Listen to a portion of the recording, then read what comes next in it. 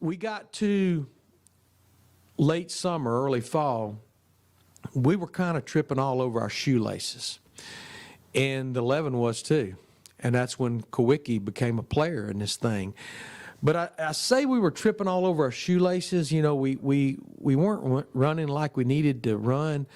But at the same time, it seemed like every week we were just trying to make Davey comfortable in that car from the Pocono crash. Yeah. And even though we went to Atlanta with the points lead, so it was ours to lose, and we lost it, I still will go to my grave saying we lost that championship at Pocono. Oh, yeah, yeah. Because of destroying another good race car and working with a driver that probably didn't need to race the rest of the year, if the truth be known. But working with a driver, especially for the next month or two, just trying to get him comfortable in that race car. And it's a year that I'll never forget. It was a character-building year.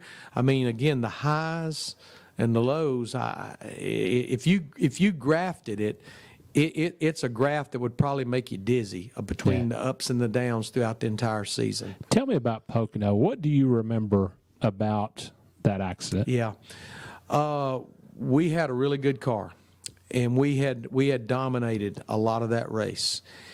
And we had a jack fail on a pit stop and got behind. But it was early enough. I mean, it was past the halfway point, but this was the old days of 200 laps and 500 miles at Pocono. And it was past halfway, but I remember telling Davey, we can get back. We can do it. I mean, the car was in its own zip code. And I remember as he caught Darrell, as we know, and Darrell's one of my best friends today. I worked with him for 19 years, stood beside him in a booth for 15 years. But I knew when I took that deal that there was some bad blood between Darrell and the Allisons. It was mainly between Darrell and Bobby, but I think it was hereditary. I think it just got passed down the pipe to Davey. Heck, the second or third race I was working with Davey at Bristol in '91, I mean, Davey spun him out coming off 4. I can't challenge that. And they put Davey to the rear of the field. And we had a rain delay, and I walked down there to check on the car and Davey in 1 and 2, and him and Darrell are nose to nose, pointing their finger in each other's chests. Yeah. So I knew I'd kind of inherited this as well. Yeah. But I watched him catch Darrell, and Darrell had a pretty good car that day. It was not in the same zone as the 28. I mean, Darrell ended up winning the race, which kind of added insult to injury on top of it. But I watched going down into 1, down the long straightaway, Darrell chopped him about 2 or 3 laps in a row. And I even told him on radio, I said, Davey, be patient. Just pass him when you know you can pass him. Don't get yourself in trouble. And so same thing happened this lap. Watched him chop him going into 1. And, you know, we didn't, all you know is what you hear on the radio.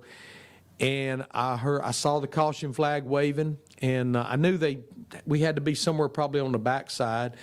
And I heard Terry Thronberg, our spotter, go, Davey, you okay? Davey, you okay? Wow. And Robert, who scanned NASCAR and who scanned other drivers, I looked around at him, and he was as white as a sheet because of what he was hearing NASCAR and other drivers that drove by that wreck. Mm-hmm.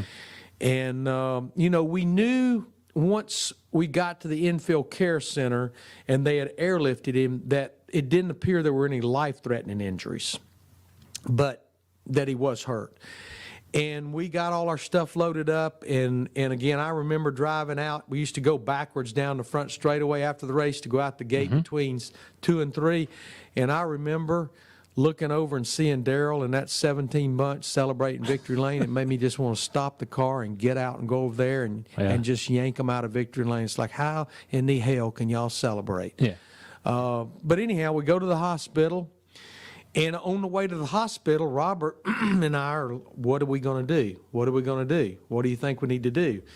And we get to the hospital, and Judy Allison met us in the hallway, and she says, guys, I just want to tell you, he does not look the greatest. He's very swollen from the G-forces. Yeah.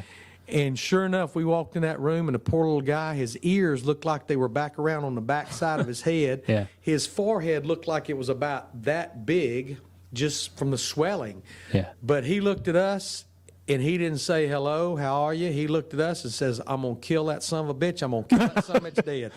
Yeah. Yeah. And